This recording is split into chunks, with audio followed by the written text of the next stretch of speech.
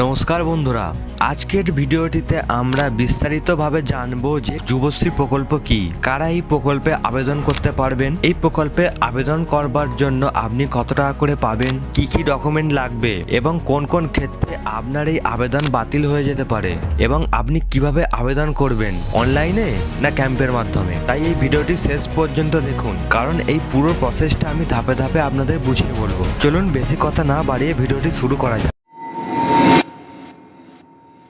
চলুন আমরা প্রথমে জেনে নিই যুবশ্রী প্রকল্প কি। যুবশ্রী প্রকল্প হলো পশ্চিমবঙ্গ সরকারের একটি গুরুত্বপূর্ণ আর্থিক সহায়তা প্রকল্প।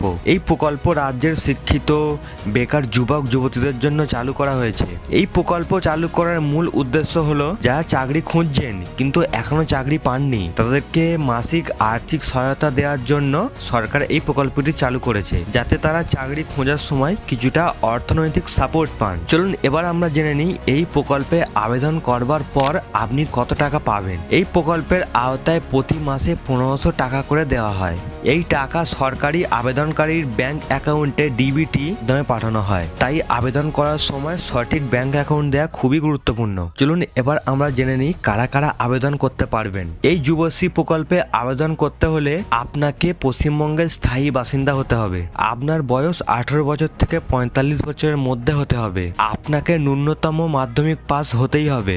এমপ্লয়মেন্ট ব্যাংকে নাম নথিভুক্ত থাকতে হবে। আবেদনকারীকে সম্পূর্ণ বেকার হতে হবে। মনে রাখবেন, এমপ্লয়মেন্ট ব্যাংকে রেজিস্ট্রেশন না থাকলে আবেদন গ্রহণ করা হবে না। চলুন এবার জেনে নিই আপনার কি কি ডকুমেন্ট লাগবে। আবেদন করার সময় সাধারণত যে যে ডকুমেন্টগুলো প্রয়োজন হয় সেগুলি হলো আপনার আধার কার্ড, ভোটার কার্ড, বাসস্থানের প্রমাণ, শিক্ষাগত যোগ্যতার certificate, employment bank registration number, bank পাসবুকের কপি, পাসপোর্ট সাইজ ছবি।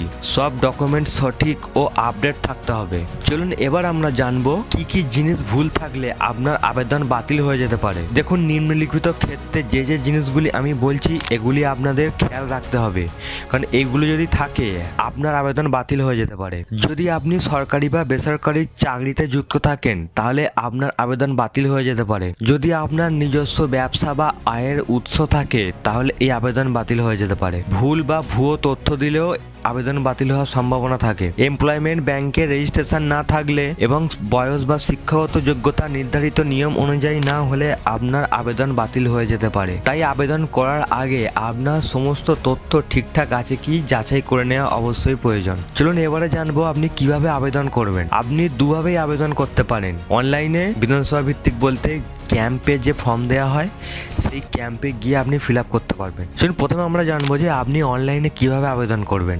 এমপ্লয়মেন্ট ব্যাংকের অফিসিয়াল ওয়েবসাইটে গিয়ে প্রথমে রেজিস্ট্রেশন করতে হবে, তারপর লগ ইন করে ফর্ম পূরণ করতে হবে এবং প্রয়োজনীয় তথ্য সাবমিট করতে হবে। চলুন এবার জানবো আপনি বিধানসভা ভিত্তিক ক্যাম্পে কিভাবে ফর্ম ফিল আপ করবেন। অনেক সময় প্রতিটি বিধানসভা এলাকায় বিশেষ ক্যাম্পের আয়োজন করা হয়। এই ক্যাম্পে সরাসরি ফর্ম দেওয়া হয় এবং সেখানেই ফর্ম ফিল আপ করার সুযোগ থাকে। আপনাকে আপনার এলাকার বিধানসভার অফিস বা ব্লকে গিয়ে খোঁজ নিতে হবে যে কবে ক্যাম্প বসবে। ক্যাম্পে গেলে প্রয়োজনীয় ডকুমেন্ট সঙ্গে নিয়ে যাবেন, তারাই আপনাকে সাহায্য করবে ফর্ম পূরণ করতে। চলুন এখানে আমি আপনাদের একটি গুরুত্বপূর্ণ তথ্য দিয়ে রাখি। ফর্ম ফিল আপের সময় বানানো তথ্য ঠিকভাবে লিখবেন। ব্যাংক অ্যাকাউন্ট আধারের সঙ্গে লিঙ্ক আছে কিনা দেখে নেবেন। মোবাইল নম্বর যেন সচল থাকে। সচল বলতে আপনার মোবাইল নাম্বারে যেন ওটিপি আসে।